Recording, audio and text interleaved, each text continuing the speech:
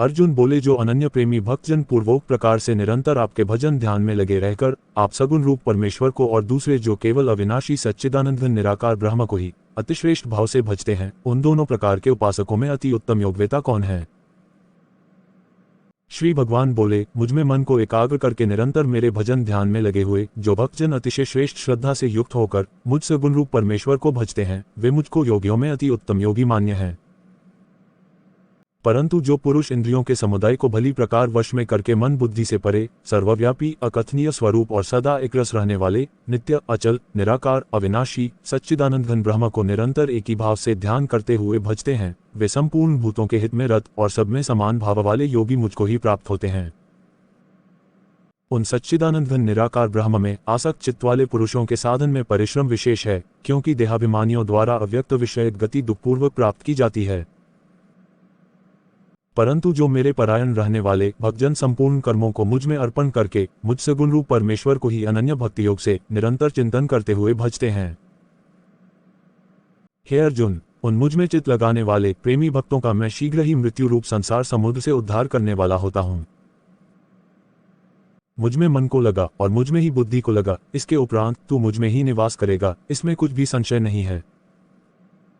यदि तू मन को मुझ में अचल स्थापन करने के लिए समर्थ नहीं है तो हे अर्जुन, अभ्यास रूप भगवान के नाम और गुणों का श्रवण कीर्तन मनन तथा श्वास द्वारा जप और भगवत प्राप्ति विषयक शास्त्रों का पठन पाठन इत्यादि चेष्टाएं भगवत प्राप्ति के लिए बारंबार करने का नाम अभ्यास है। योग द्वारा मुझको प्राप्त होने के लिए इच्छा कर। यदि तू उपर्युक्त अभ्यास में भी असमर्थ है तो केवल मेरे लिए कर्म करने के ही परायण स्वार्थ को त्याग कर तथा परमेश्वर को ही परम आश्रय और परम गति समझकर निष्काम प्रेम भाव से सती शिरोमणि पतिव्रता स्त्री की भांति मन वाणी और शरीर द्वारा परमेश्वर के ही लिए यज्ञ दान और तप आदि संपूर्ण कर्तव्य कर्मों के करने का नाम भगवदर्थ कर्म करने के परायण होना है। हो जा। इस प्रकार मेरे निमित्त कर्मों को करता हुआ भी मेरी प्राप्ति रूप सिद्धि को ही प्राप्त होगा। यदि मेरी प्राप्ति रूप योग के आश्रित होकर उपर्युक्त साधन को करने में भी तू असमर्थ है तो मन बुद्धि आदि पर विजय प्राप्त करने वाला होकर सब कर्मों के फल का त्याग कर। मर्म को न जानकर किए हुए अभ्यास से ज्ञान श्रेष्ठ है, ज्ञान से मुझ परमेश्वर के स्वरूप का ध्यान श्रेष्ठ है, और ध्यान से सब कर्मों के फल का त्याग केवल भगवदर्थ कर्म करने वाले पुरुष का भगवान में प्रेम और श्रद्धा तथा भगवान का चिंतन भी बना रहता है। इसलिए ध्यान से कर्मफल का त्याग श्रेष्ठ कहा है। श्रेष्ठ है क्योंकि त्याग से तत्काल ही परम शांति होती है। जो पुरुष सब भूतों में द्वेष भाव से रहित स्वार्थ रहित सबका प्रेमी और हेतु रहित दयालु है तथा ममता से रहित अहंकार से रहित सुख दुखों की प्राप्ति में सम और क्षमावान है, अर्थात अपराध करने वाले को भी अभय देने वाला है, तथा जो योगी निरंतर संतुष्ट है, मन इंद्रियों सहित शरीर को वश में किए हुए है और मुझ में दृढ़ निश्चय वाला है, वह मुझ में अर्पण किए हुए मन बुद्धि वाला मेरा भक्त मुझको प्रिय है।